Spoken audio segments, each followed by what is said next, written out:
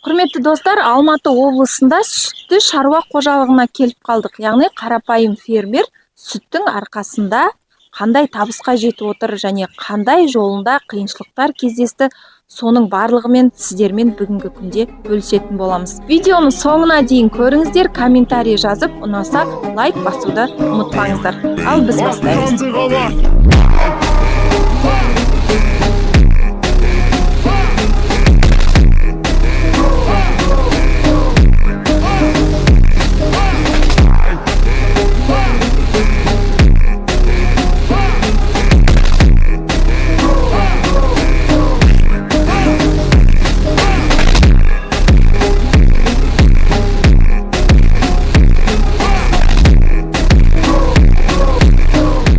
Мырза, менің YouTube каналыма қош келдіңіз. Бүгінгі сұхбатқа бізге келісіп, халықпен осындай өзіңіздің шаруа қожалығыңыз туралы айтуға келісім бергеніңізге көп рахмет сізге.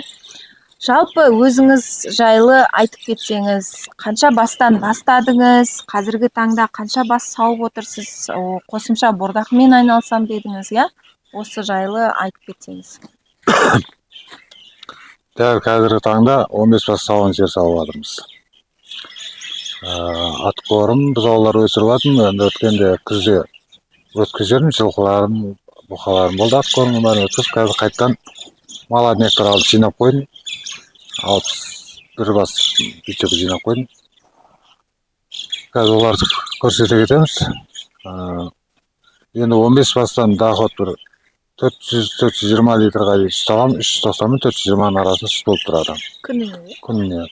Оның бір 100 литр дейін айран жасаймыз, қалған сүт күйінде магазиндерге өткіземіз. 19-да ұланы бар, киіз бар, өткіземіз. Магазиндерім бар өткіземіз. Оның да енді бір ауыртпашылықтар да болады. Қай жыл бастадыңыз осы шаруашылықты? 2011-де бастадым. 11-де бір бас сиыр бастадыңыз? Bir бас алдым. Содан жайлап, екі бас көбейттік қалды. 2014-те уже Нұрмаханмен таныстық. Ол кезде ол да жаңадан бастап жатқан. Ол оқыды, Европаға, сыртқа, Германияға да барып оқып келді. Ол дамытты, өзін ол дамытып кетті. Екеуміз бір-бірімізбен ақылдаса отырып, волокта шағып малдарға сөйтіп, малдың басын тез көбейтіп жолдарын үйрендік. Екі пародың қосындысы F1 дейді, соларды шығарды. Олардан да жақсы нәтиже көрдік. Қазір общий қанша ірі қараңыз бар сонда? Қазір 90 бас бар ғой. 90 бас бар. Барлығы қосқан 90 бас мал бар қазір. Жаңағы бұқа бордақылаймын дедіңіз ғой? Оның ішінде... Оны сіз қайдан сатып алып отырсыз ба, әлде плот жаңағы қолдан ұрықтандыру ма, әлде? Бұқаларды сатып аламыз, бұзау кезден, кішкентай бұзау кезден сатып аламыз, соларды жайлап өсіреміз. 90 бас болғанда 90 бастың бәрі сиырымыз ғой менде. Оның ішінде 60-70 басы атқорымға кететіндер. 15 басы сауында. Ішінде 4-5 бас бойдағым бар. 19-20 бас сауын жер. Осы негізі 40 басқа дейін сауын жер тұру керек менде ше. Келешектегі мақсат сол. 30-35 басқа барғанбыз, ақша қажет болып, біраз сатылып кетті биыл былтыр. Қазір менде тұрған 19 бас тұр. Арасында сойылғаны бар, басқа тұр. 19 бас қалды қазір менде тұрған. Сүтті переработкамен айналысасыздар ма, тек сол жағы қалай? Жоқ, сүт күйінде сразу баклажкілейміз. Бір 5 минутта дойка басталады, оны көрсетеміз. Бүткіл процесс. Айран. Айран мынау тұр міне. Сразу баклажкіге үйтеміз айран. Айран ба? Үйіп тұр ғой қазір. Ертең азанға, кешкі азанғы сүтті бірге алып барып өткіземіз магазинге. Таза айран дейсіз ғой, табиғи. Айранды. Баклажканы ондай сөйт болып тұр, ақ болғанда басқаша болады. Түп жылы да еще? Мұздаған жоқ қой, енді мұздайды. Осы ретір мұздау керек бұл. Енді бұлай қарай, сиырлар күтіп тұр уже, дойканы. Күтіп тұр, уже? Сиырлар уже кеп күтіп тұр. Жалпы Галштейн сиырлары өте ақылды келеді. Көріңіздер, күтіп тұр. Біз қазір уже дойкаға кіргіземіз. Яғни бүгінгі видеороликтің мақсаты қарапайым үйде мал шаруашылығымен сүтті болсын, бордақы бағытында айналысып, ағам сияқты 60 миллион табыңыздар жылына. 2023-те бір түсіргенбіз. Ол кезде мына здание болған жоқ, мына здание болған жоқ, мына жерлер болған жоқ. бұрын ескі қорада салғанбыз. Қазір дайын жалбасы салынды. Мына сиырларға жеке спальнялар салынды. 2023-те жоқ еді. Осы 3 жылдағы жетістік енді осылар. Енді сіз осының барлығын ақырын сол сүттің пайдасынан өзіне малдың өзіне салып келіп жатырмын ғой. Өзіне салып жатырсыз, иә? Бір кредит алған емеспін, мен өзім істеп жатқан адаммын да. Малдың табысын өзіне салып, жаймен 1 жылда жетпесем, мысалы 3 жылда жетем. Алла үшін ақырындап жетіп алдым. Бірінші кеткен Мамбелард, мен Галштейн шатысы Эфадин дейлер. 2 пародан қосындысы. Екінші кеткен Қарауыл Галштейн таза. Мыналар Галштейн, мынау 2 пародан қосындысы қара. Мынау да Мамбелард пен Мамбелард пен Галштейн қосындысы. Арғы қара ол Шведпенен қосынды. Галштейн мен Шведтікі, арғы 2 қара. Жоқ, мысалы Нұрмаханның айтысы бойынша кейбір F1-дер даже Галштейннан да жақсы нәтиже береді. Аха, жақсы. Фермадан алам, бұларды ше. Фермадан алғаннан кейін, ол жерде қаны бәрі тексеріледі, безопасность. Ал базардан алсаң, ол жерде әртүрлі нелермен келуі мүмкін. Енді мысалы сауын сиырлар болғаннан кейін сыртта мал кіргізуге қорқамыз. Сол үшін даже Нұрмаханның істеп жатқан жерінен сол жақтардан бұзауларды алып содан өсіреміз. Сырттан алмаймын олай. Қанша қаласыз аға? Орташа кішкентай кезінде. Кішкентай 100 мыңнан алдым. 120-дан да ғана 100 мыңнан да алған болды. Сондай-сондаймен алынды. Өсіріп келіп жатыр. Қанша уақытта бұл рабочий болады жалпы Галштейн бұзау кезінде? 2 жылда бұлар өзі етке кетеді ғой. 2 жылда 2 жылда етке. Негізі 2,5-3 жылға жіберсең, тіптен жақсы. Біз оған шыдамаймыз ғой, 2 жыл болады. Жібереміз ғой. 3 жылға құмындай жеп жүреді. Бірақ енді черный газды мен қанша? 15 сиыр, 20 сиыр осы малдың расходын бәрін жауып отыр. Менің жүріп тұруым бар. Малшының расходы бар, барлық расходтарым осы 15-20 сиыр жауып тұрады. Сонымен алар өсе береді. Алар как черный газда да өсе береді менен бар. 2 жылда, 2,5 жылда бір сатасында бір тірлігін жасап қаласың. Жарты қанша уақытта бордақылап сатасыз? Жарты жыл ғой, дұрыс па? Жоқ, уже бір осы көктемде кіреді, марттың 15-20-ларына кіргіземін ар жақтағы қораға. Содан 1 жыл тұрады. 1 жыл тұра ма? 1 жыл тұрады. Сосын кемінде біреуін сіз миллионнан миллионның үстінде кетеді ғой. Иә, миллионның үстінде кетеді ғой. Иә. 1 жыл тұрса миллионға смело барады. Яғни өзін ақтай ма Талғат аға? Маған ол ақтады, ақтамады. Маған главный былайша ақша жиналмайды ғой. Олар мені черный газ қойып қойып, мен асырап отқан сиыр, 15-20 сиыр, бұны да мені де бәріміз асырап отыр. Оның расходын бұланы есептемеймін да. 1 сағат топ ақшасымен соған мәзбіз, былайша айтқанда. Мына күнделікті жеген расходын есептесең ол. Енді мал істей алмайсың ғой. 100 мың мысалы қараңыз. Сіз миллионға сатасыз, условно, иә? 1,2 миллион болады, 1,5 миллион да болады, мысалы. 1,5 миллионға дейін барады. 1,5 миллионға шейін барады. Көрдіңіз ғой, иә? 1,5 миллионға Яғни шейін. оның сіз 100-120 мың теңгесіне сіз сатып аласыз, яғни сатып аласыз, енді оған дейінгі енді кормлениясы бар, енді мен ойлаймын бір 300 мың теңге чисто өзіне кетеді, иә? Енді ол жағын есептеген жоқ, кім қанша жеп жатыр, не қылып жатыр да оны.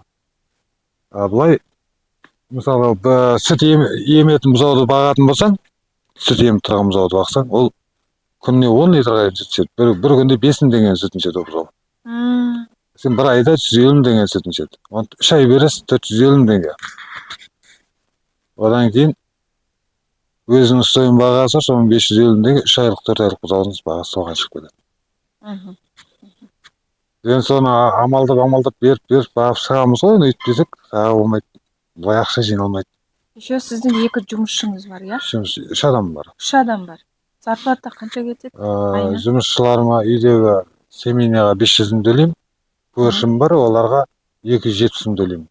Олар айран етады, бұзауларды кормить етеді, сүт құяды баклашкаларға. 770 мың теңге сізде чисто расход ретінде кетеді. 770 мың, осымен 800 мың теңге расход қойын малшыларға. 800 мың теңге расход қойын. Жақсы, тамаша. Бойдақ қорам ғой негізі мына жер. Мыналар міне бойдақтарым енді боз, Құдай қаласа скоро туатындар. Жүріңіз, Барсикқа ұқсамайды ғой аға, кішкене басқаша деп қойсаңызшы. Құдай қаласа. Жүріңіз, сайды көріп Қалай қайдыңыз. жүріңдер, ана. Келешекте туатындар ғой мына боз. Алабай ма, солай қоясыз мынау барсикқа ұқсамайды. Біздің үйде барсик нендей болатын? Барс деген ит кішкене болмайды деп ол. Жоқ, алабай. Алабай ғой өзі. Барсиктен білмеймін, біздің үйде бір тузик болады. Біздің үйде иттің бәрі барсик. Стандартный аты бар дейсіз ғой. Біз ана жақта тұрғанда барсик, бәрі барсик. Мына сиырлар немене, не істеп тұрмын? Олар боз ба? Келешегі туатын сиырлар ғой. Уже туады, бір апта 10 күн ішінде туу керек. Екеуінің уақыттары жақын сұрақтар. Талғат аға, қолдан ұрықтандырасыз ба? Қолдан нұрмахандар ұрықтандырады. Сиырлар. Нұрмахандар. Однопол ұрық саламыз. Однополый саласыздар. Ұрғашты болады. Ода пагалава тез көбейгенге жақсы. Силостар міне өзіміз дайындаймыз силосты. Осы силос деген не осы? Көп сұрайды. Жүгеріні егеміз. Қайдан аласыз? Жүгері өзім егемін. Жерді арендаға аламын. Жүгері егеміз. Сол еккен жүгеріні дәні кристалға отырмай тұрып сүттен қатайып атқан кезі болады ғой. Астыңға 2-3 листок қураған кезде сол моментте орылу керек. Өзің уақыты. Сол кезде орсаңыз мынандай силос болып шығады. Қараңыздар, дәндері де анау айтқан қатты емес. Силос деген осы. Силос осы, Осы күндіз осы жерде тұрады менде, бірақ бір басқа қанша килограмм беру керек дейді. Негізі учениялардың айтуы бойынша 25 кило дейді. Мен ол 25 кило, 10 кило деп жатпаймын. Алдарына төгіп тастаймын, қанша жей алады, жейді. Дұрыс, американ бағыт. Жатағана жерге сабан шашамыз. Мұздар енді қысты күн еріп кішкене балаута не болады, бірақ трактормен сүріп тастап отырамын. Тияқтан асырмаймыз ғой енді. Тияқтан былай аспау керек. Мынаған дейін кешіп жүрсе ол болмайды. Шиеліні құрайды, малысы сұқтайды. Барынша әрекет батпаққа кешірмеуге. Сабанды шашамыз, сояқта жатағы күзден қысымен осы жерде осы. Қысы жаз осы жерде болмалы негізі. Түнде іште, күндіз осы жақта болады. Силосты мұнараға басқам, осыдан 23 жыл алдын яқтың кезде бұна бетон болмаған құр жер тұғын о кезде. Бетонда мына бір жерді қосты, мынау да жоқ кезде бойдақтардың тұратын жері жақта сена, ол осының 3 жылдың өзінде алдыңғы біраз кісілер көрген менің бұл Ипа районы деп несе Нариман түсірген ғой. Ол кезде түсірілген видеома қазіргі нені салыстырса біраз нәрсе өзгерістер біледі. Мына силосты өзіңіз егіп отырсыз? Өзім егем, 6 гектарға егем. 6 гектарыңыз сізге қанша осы бір сезонға жетеді? Бір сезонға жетеді. 65 тоннадан аламыз гектарына. 70 тоннаға дейін алған кездері болды. Былтыр 60 тоннадан алдым. Алдыңғы жылы 75 тоннадан алғам. Осы 60 тонна мен 70 тонна аралығында алып тұрамыз гектарына силоста. Жалпы мал шаруашылығымен әсіресе сүтті бағытта айналысқанда жем-шөбі өзіңнен болған намного выгодно деп. Конечно, өзінен болған көп жеңілдіктер болады ғой жаңа. Одан кейін өзің шығарғасын бипіл бересің да малға. Сатып әкеп берген ол бір бөлек. Сатып әкеп бергесін саған қысып бересің. Өзіңдікі болған екен аямай сала бересің да. Аямай. Трактормен неге бір түрлі иісі бар бұның? Силосы солай болады ғой. Соны сіз жаңағы неден, дробилкадан өткізесіздер ма, дұрыс па? Комбайным бар өзі специально шабылатын. Сол комбайнда шабады. Видеосы да бар, менде түсіріп қойғам шабылатқан кезі. Жоқ, шабады, сосын мынандай консистенция немене қалай еді? Мынандай неге қалай жетпейді? Таптайсыз, әкелеміз. Өз комбайн сразу дробит етіп, дайындап береді. Хобаларға. Келесіді таптайсыз ма? Осы жерге әкеп төге береді. Үстіне погрузчик жайып отырады. Жайып таптап отырады. Иісі керемет, мен өзіме ұнайтын. Жоқ, иісі маған да ұнайды. Маған ұнайтын. Силостың иісі ұнайды дейді ағам. Силостың бала кезден ұнайтын маған. Силостың иісі. Досыз насip десек. Жақсы, тамаша. Бала кезде фермаларға трактормен алып өтетін еді ғой. Иіс бұрқырап жатыр сол иіс. кислотный иіс қой енді. Жақсы. Именно силос осы тұру үшін бізге осындай емкіс керек дұрыс па? Яма жасалады, ол енді бетондаса да кәнекей жақсы, ал енді бірінші бастапқы кезде мен бір алғашқы 10 жыл мен бетондаған жоқпын. Просто топырақта? Құр топырақта, асты топырақ, бірақ астына сабан тастайсыз, мына ең асты жағынан сабан бар. Бұны бетонға да сабан тастаймыз. Өйткені шөлін тартып отырады да. Сабан. Сабан тұрын ең астында. Бұл сабан өзі мынандай қылып тасталған, тапталып, ана жоқ болып топыраққа да бұған бетонға да сабан тасталады, топырақ болса да сабан астына қалмап жаясыз, соның үстіне баса бересіз. Ешқандай қиындығы жоқ. Главный жаңағы оратын комбайндары болса, әр өңірлерде, мысалы бұл Алматы өңірінде бар, Шымкент жақтарда бар, Шымкенттің кейбір өңірлерін табылмайды райондарында. Енді бастапқыда сіз сатып алып отырдыңыз ба, иә? Енді силосты бастапқыда сатып алып отырдық. Қазіргі жастарға пока енді комбайнға ертерек-ау. Жоқ, комбайн, менде де комбайн жоқ қой, комбайн нанимать етеміз ғой. Жері болса, егіп, нанимать етіп ора береді оны. Бұл комбайн, менде де комбайн жоқ ол.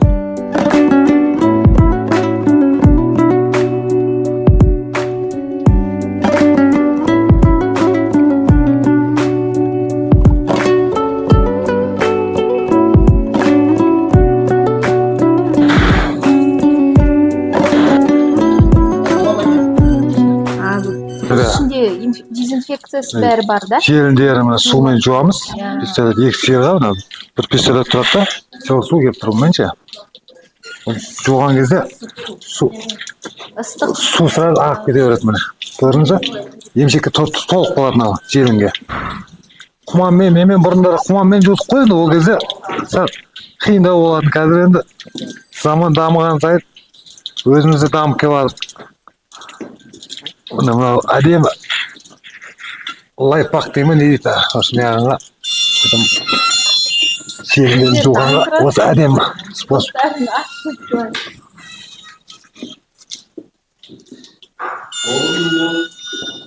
Қанша теңгеге алдыңыз оборудованияларды, қалай процесс работы айтсаңыз? Енді бұл оборудование Нұрмаханында Дулат деген осыны құрастырған жігіттің де көмектері болды. Біз Нұрмахан екеуміз Түркияға билет алып, кетіп бартқан кезде Шымкентте осылай бір кісі алып, бір 2 ай қолданып, олар үлкен дәйіне аппарат құрғасын, мына осы бос тұрғасын, бұл ойыны сатып алдық бұны. Ескі қолданған күйде. Бұны бір, осы маған бір 6-7 миллионға тоқтады бұл құрастырылып біткенше. Мұнан бар? Иә, мынаулар бар, мынаусы бар. 9 сиырға. 9 сиырға. 9 сиырға. Енді қазір еңдерін жуылды? Жуылды, енді дойка басталады. Дойка басталады?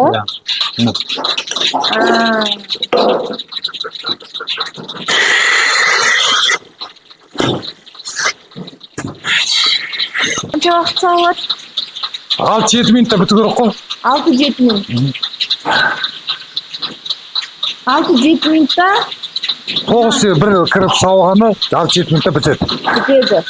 Ол сосын сауылған. Сүтнамен барады, неге қойып, насоспен бачокқа барады. Анаяққа көрінген толып жатыр. Кобаға қойылады, кобадан насоспен айдалып, неге бачокқа байлады. Міне. Наяққа келеді бірінші, содан кейін? Оны насос айдайды да, мұнаға. Насос? Бұл ұқпыр, анада жинаған кезде сразу айдап отырады бұнда. Міне, мынаумен көріңіздер ғой. Сүтіне құйылады. Мына баклажкалар қаншадан аласыз? 52 теңге бір баклажка, 52 теңгеден ол. Вот. Пісіреміз да, сүтпен чай дейсің. Иә. Арғай өзі пісіреді. Қанша білмейсіз ба? 4-4-2 шығар енді, точно өлсек көрген емес, бірақ жерінесі жаман емес. 3-8 бар, может 4-4-2. Кетеді қазір. Мына 1 литр ғой, 2 литр. 2 литр ма? 2 литрлікке, айран 1 литрлікке, сүт 2 литр.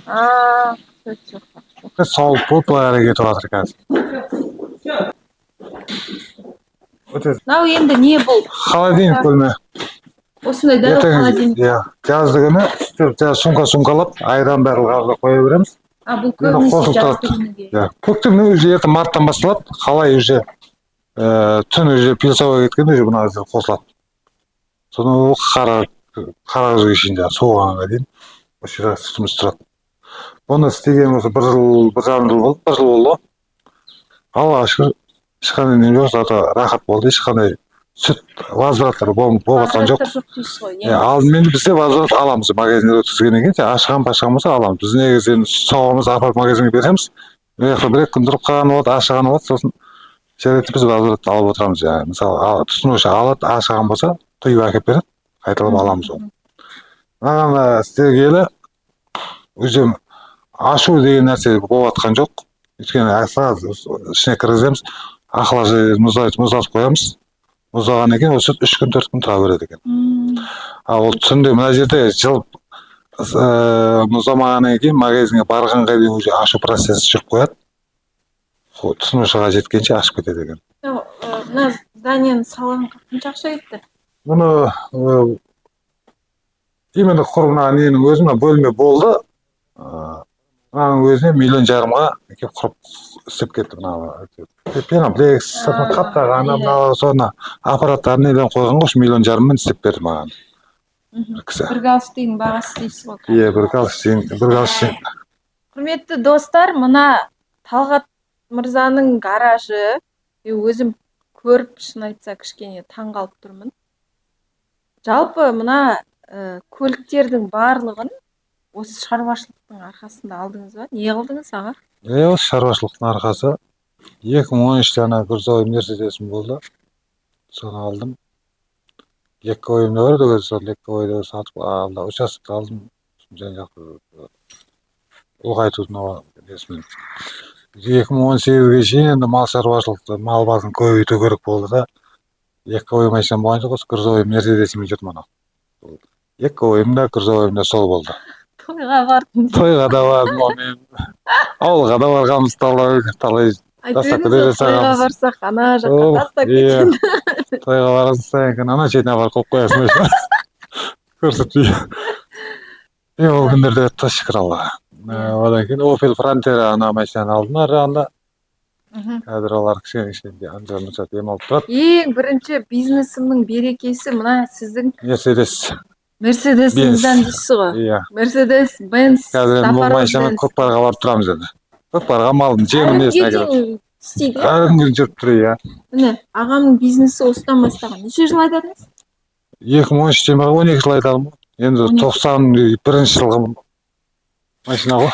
Сүтте тасыдыңыз, тойға да бар. Сүтте тасыдым, тойға да бар, малды да тасыдық, жем-шөпті де тасыдық. Жақсы. 2018-де мына машинаны алдық. Бұл машинаны 2018-дің ішегі 26 январына шейін осын тоқтаусыз жүріп келді ғой. Бір күн оны тоқтатуға мүмкіншілік бермейміз. Азанда бұзылса кешке шейін жөнделеді, кешке бұзылса таңға дейін жөнделеді. Істеп алып мініп кеп жүргенбіз. Інім бар, інілерімге өйдір жөндеп береді, соның шаруашылық тоқтатпай жүріп келгенбіз осымен. Тракторда 25-те көктемде алдым. Бұл трактор ма? Погрузчик? Погрузчик қой енді. Қарабайын трактор деп айта береміз. Қанша қалдыңыз? 6 миллионға енді мини погрузчиктердің үлкендеулері ғой, 958 деген. Шаруаға бізге жақсы өте әдемі екен. Үлкендерін алсаңыз ол жолдың бәрін езіп тастайды территорияны. Салмағы 5 тонна, 6 тонна. Нағыз бізге шаруаға болатын нәрсе екен. Ішін тазалағанға, малға сыйласағанға. Үлкен погрузчиктердің бір-екі жүрген жерді батып қалады олар. Жер лай болса. Олар батпайды екен. Маған керемет ұнады өзіме. Одан 23-те мына машинаны алған том. Аткормға. Біз олар өсірем деп айттым ғой, сол өсіліп жетіледі. Жетілген сатамыз, сол кезде бір машина алып қаламын. Бұның бағасы қанша Хайландердің? Бұны сол кезде 29 миллион 900 мыңға келген бұл машина. 29 миллион 900. Қазір бағасы өсіп тұр. Дуайға барып алып келдім, 23-те алдым. Қазірде сол баға 25 сондай болып тұр ғой. 25, 30. Традицияға қарай состояниесі бұл әлі қазір 87 мың ғана жүріп тұр бұл машинаның километраж. Аны осы декабрьде 13 күні алып жібердік каргомен. Осыны жаңа жылға шейін жеткіземіз деп, жаңа жылға жетпеді ол машина. Бірақ январдың 15 күні алғашқы келді Ақтауға.